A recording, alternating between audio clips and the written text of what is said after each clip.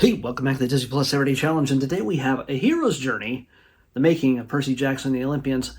Why? Well, I just watched the series yesterday, 2 of the episodes out of the 8, and this is the documentary. Actually, this got picked the other day, and I thought, well, you know what? If I'm going to watch the documentary, I should probably watch a little bit of the series first.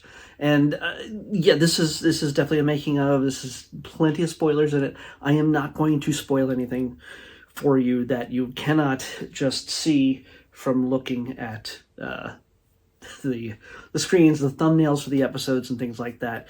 There's only one really big, humongous spoiler, character-wise, that got ruined for me from watching this documentary. So I honestly don't watch this, even if it's like, let me tease. Maybe it'll get me interested in watching the series. No. Well, watch the series first, and then watch this.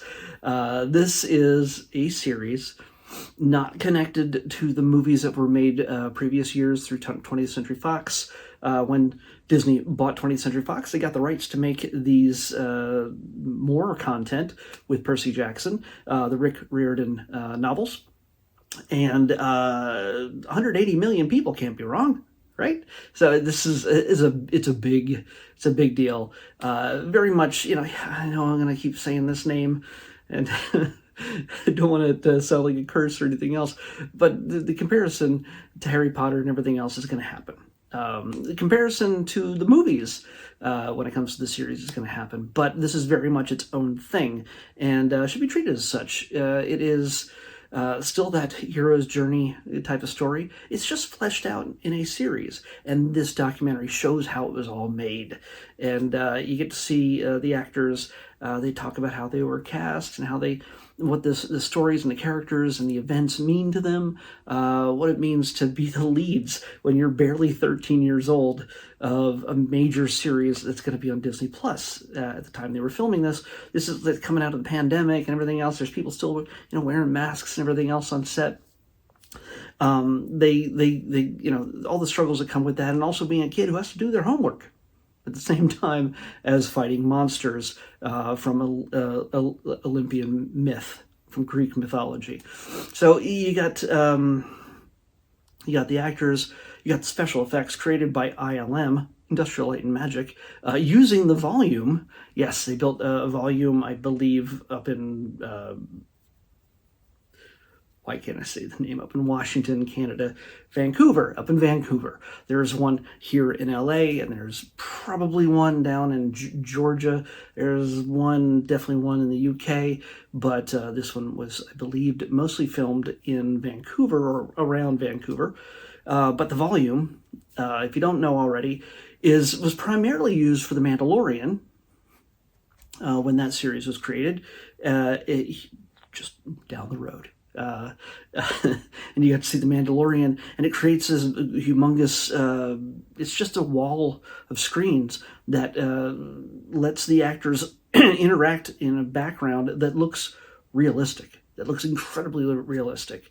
You wouldn't know that most of the scenes in The Mandalorian, whether outside or inside, very often are done with giant screens that move depending, the point of view moves depending on where the camera is moving around the actors that it's filming. And that's the same thing that happens as being used here in Percy Jackson for a lot of some of the more intensive scenes. Obviously there's lots of outdoor stuff. They built the set for the camp and everything else.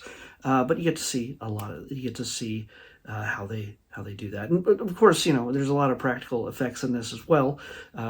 Percy usually does his own stunts. You get to see him doing some falls and wire work and things like that, and running from a giant Cerberus, and all those things come into play.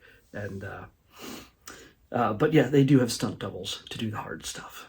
It's fun to see that these kids who are appropriately aged and are not going to age out of this role too soon.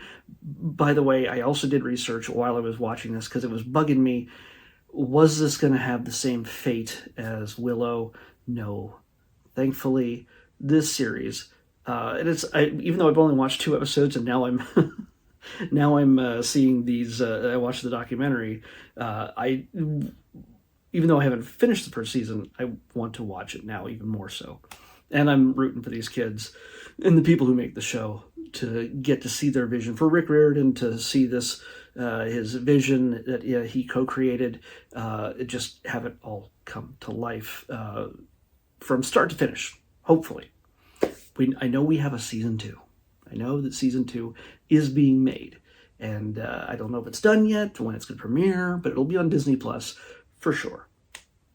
And they talk about the effects, they talk about the actors, they talk about, the parents show up. You get to see interviews of the parents who are just very excited and proud to see their kids performing on such a scale for something like this. You get to see Bear McCreary provides music. Most people, I primarily knew him as the composer for Battlestar Galactica, the most recent one with Edward James Olmos and Katie Sackhoff and everybody else. I saw them perform live some of the music from Battlestar Galactica many, many years ago, probably a good 15 years ago or so, back when that show was still on the air. It was downtown LA, outside. It was very nice. So we did talk about the music. They talk about this just everything that goes into putting this together, and the passion that everybody has when it comes to putting this show together. And I'm glad that as I'm watching them talking very excitedly about making this show and what it means to them, that I was able to confirm that they are coming back for a second season. So that's fantastic for them, fantastic for us, and especially for the 180 million fans, including many of them who were depicted in the crowd at New York Comic Con in 2023, I believe. So not too long ago, because this came out in 2023 in December. And New York Comic Con is usually in October. I almost went this past year. I haven't been there in 5 years. It's been a while, and I really enjoy New York Comic Con. Invite me, New York Comic Con. I know, I'll come, I think, if I can afford the flight and the hotel and everything else. These things aren't cheap. But yeah, it's if you get a chance, seriously watch this, but only after. You will, as far as I can tell, when you watch the episodes, they don't spoil one of the actor appearances. They do spoil Ares, of course. Ares, if you know the story, if you know he's mentioned early in the story. Ares is kind of important to this series. And he's played by a professional wrestler whose name I've forgotten already. What's his name? Come on. Where are you? You're not that far. Oh, by the way, Jason Mantzoukas and Megan Mullally, both mostly known for their comedic work, are also in this. Adam Copeland. Adam Copeland plays Ares. I will not ruin who plays Hermes. That is kind of cool. It's kind of cool. If you remember from the movie and the book, the casino sequence when the kids get to Las Vegas, they run into Hermes, and who they cast for him this time is kind of neat. It's not somebody I would have expected, but it works. I haven't gotten to that episode yet, but I will. So let's see. What do we got here? Oh, that's not what I want. Let's pick tomorrow's 134. I'm being quiet right now because I know that we're not going to watch this next. What is that? I don't recognize that being a thing that's on Disney Plus. I'll figure that out later. I'm not going to show you now, but it's number 134 in this list. But we're not watching that because I already know that we're watching The Beach Boys tomorrow. The premiere, probably at midnight tonight. I'll probably be watching that. No, I'm going to the movies, and that movie starts really. I'm watching Furiosa. and yeah. And so I'm watching a late showing of that, and if I'm not exhausted by the time that's over, I'll watch The Beach Boys, which is like a 2-hour documentary. If not, I'll get up in the morning. Yeah. Or at some point and watch The Beach Boys, which was what I'll talk about tomorrow on the Disney Plus Everyday Challenge.